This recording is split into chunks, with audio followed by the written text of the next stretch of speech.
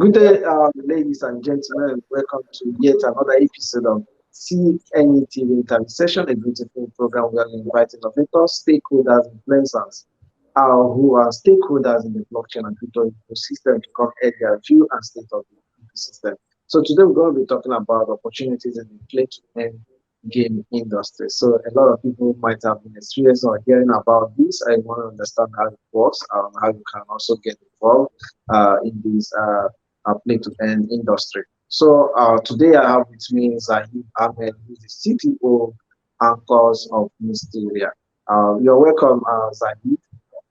Welcome. Thank you, guys. Thank you so much for this opportunity, and it's a pleasure to be speaking here. Yeah, it's a pleasure having you. You're welcome. So he's joining us from the UAE. How is UAE today? It's getting hotter, so it's pretty good. I think the crypto market here is very booming now. A lot of people coming here. Yeah, that's awesome. Oh, wow. So we're going to be looking at opportunities in the play to earn game industry. So before we delve into that discussion, we just in 1 minute brief about you and your background. Sure. So our project's called Anchors of Mysteria. It's a play-to-earn NFT game deployed on the Polygon blockchain. Here we are bringing in the best developers from the gaming industry, brought in the best storyline, combining with the great technology of blockchain in order to bring one of the most selling gaming titles out in the industry. So we spent a lot of time and effort to bring this out. It's a very strategy-based auto battler game and mainly focused on three main NFTs. We have anchors, we have land, and we have orbs. And the main objective is to play against other people in your friend circle or against leaderboards to win against prizes ranging from 1 million to 2 million US dollar.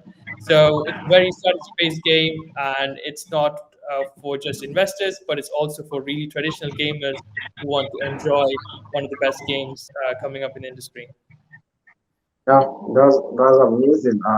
Play to earn industry is another good industry and it's booming right now. And a lot of people might have heard about it and maybe don't really understand what play to earn really is. Could you just briefly highlight that what play to earn is Sure, and sure. how does it work?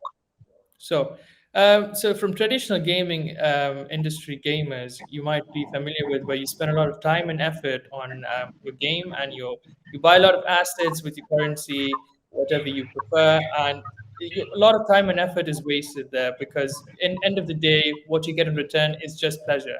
So how the play to earn space came about is when the blockchain came into play, and where they are incentivizing your time and effort by rewarding you with, in return, value. And that value can be in terms of tokens, in terms of NFTs, or in terms of any different types of stable coins. So incentivizing users to play games is sort of what play to earn comes to about. It's to really is the next level of gaming, I would say. Okay, that's amazing. So let's look. What are some of the opportunities, economic opportunities? When you make mention that other gaming aspect of it, you just gain pleasure. So now, play to earn. We want to be able to understand what are some of the economic opportunities that are abound in the play to earn industry. So from an individual, from a gamer or an investor, there's different type of opportunities. Normally, when play to earn games come out, you can invest in the character or the assets of the game that is also known as the NFTs. These NFTs are your keys to playing the game, and in order to provide the best, return the best value. So you can either use NFTs to earn value, or as an economic benefit, you can also purchase tokens of the play to earn game in order to return a value through the game. Yeah, interesting. Let's look at how I see that you are the CTO of Anchors of the Mysteria. Uh, how are you making a contribution in the play to earn industry and in general in the blockchain space?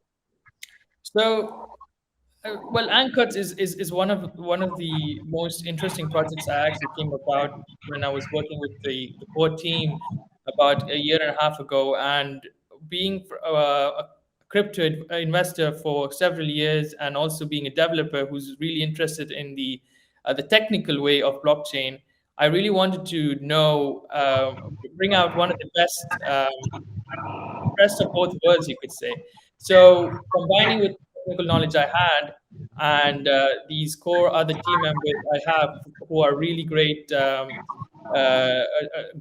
really great members of the team, we combined our heads together and we were looking at the play to earn space at that moment, and we're like, hey, play to earn space is saturated with these games that really don't actually have gaming elements. They're more just about just click of a few buttons and you earn some money, and a few months down the line that project is just doesn't sustain. So we really put our heads together in order to create a very sustainable ecosystem, and start bringing in also the best elements of gaming into play, and combining all of them together is how we came about Anchors of Hysteria. And just working on Anchors of Hysteria, we're actually contributing a lot to the blockchain space because we're bringing a lot of value to the blockchain users who are now afraid of scams, who are now getting rug pulled from other play to earn games. We really want to change that mindset and allow them to really understand the true value of play to earn. Yeah, interesting. So we've been able to discuss about what play to earn is, and we're able to see some of the economic opportunities that are bound in play to earn. Looking at this now, let's look at, are there not some disadvantages or risks that are associated with play to earn? If there are any, maybe you can highlight them. Sure, sure. So the disadvantages, I would say, depend project on the project basis. So if you really do your research and look into a project, see how the team is, see how much of the roadmap they're keeping, you really understand how well the team has invested into bringing out a really good title onto the market. And there are other projects out there in the market where you really might feel like they're doing some work, but might not be a sustainable ecosystem model they might be having. So, looking at these factors, you might invest your hard-earned money into buying their NFTs or in your tokens.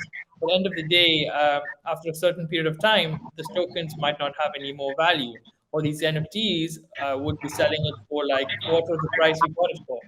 So these kind of economical impacts can happen to you if you don't do viable research on projects you actually look into. Yeah, in the industry, is you always say do your own research, which is very, very important when you are getting involved into the ecosystem. So you always do your own research. What we do is not a financial advice. So, finally, before we draw the curtain on today's episode of Coins Extra TV interview session, do you see a bright future in the play to earn industry, or is there another bubble waiting to burst?